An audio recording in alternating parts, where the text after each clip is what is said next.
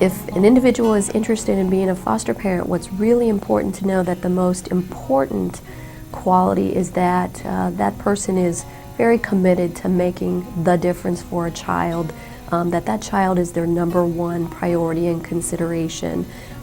Being a foster parent doesn't require you to be wealthy or have an extraordinary education or live in a fancy house. Foster parents are just real people, regular people that step forward because they just have a genuine interest in caring and wanting to make a difference. This is a very difficult time for a child. There are a lot of people that say, if you just give them a roof over their head and food and love, that's enough. And that's not enough. That's a very good place to start. But you have to allow them to be who they are and to support maybe better choices in the way that they express themselves, so that they know that some things will work for them, some things will not, and we want them doing more of the things that work and less of the things that don't work. Anybody that is considering being a foster parent should think outside their box and try to put themselves in the kids' shoes. Try to, just think about this poor kid that is in this position. Whenever John and I talk to people about becoming foster parents, we tell them you don't have to be rich. You can live in an apartment. You don't have to be married. You just need to love kids, and of course there are certain background things that you need to pass through and income and things like that. But so many of our friends would qualify to do something like this, and why there aren't more people that do it, I'm not sure. Child Focus is really a leader in the foster care industry, and we certainly know and want to educate the public that there is just a desperate need for families to continue the good work of caring for disadvantaged children. In fact, at a local level, at a state level, and even at a national level, there's 3 times as many children who need foster homes as there are foster homes for them to go into. We're not able to rescue and save kids. We're part of the team that is working to rescue and save kids, but it's not an individual effort. So you have to be willing to work as a team. You have to know that there are going to be times that things get really difficult or could get really difficult, and you may not always get to see the end results because we don't know what happens a lot of times when kids leave our homes.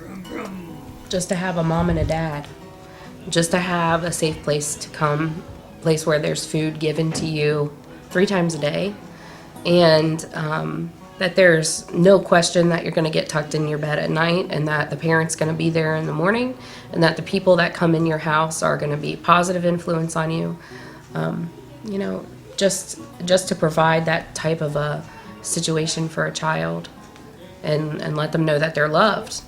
The adult role, it was very important because they pick you up when you're down,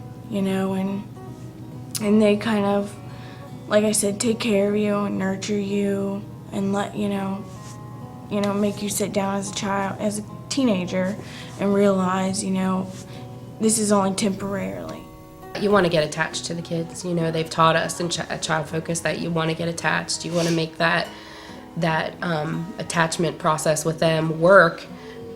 And it's going to be hard when they leave, but maybe while they're here, they've learned something, and we can't be selfish about that. We have to get attached to them. We're encouraged to get attached to them, and we want them to hug on us and love on us because that shows that they're feeling safe and comfortable.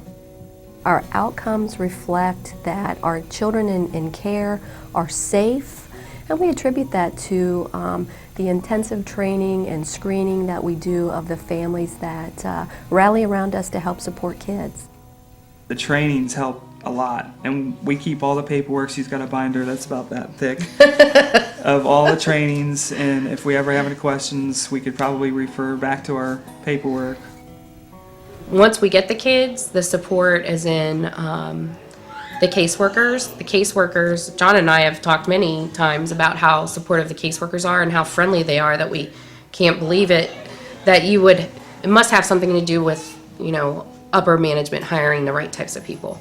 Because every person that we have come across has been positive and encouraging, and has completely helped us with whatever problem we had.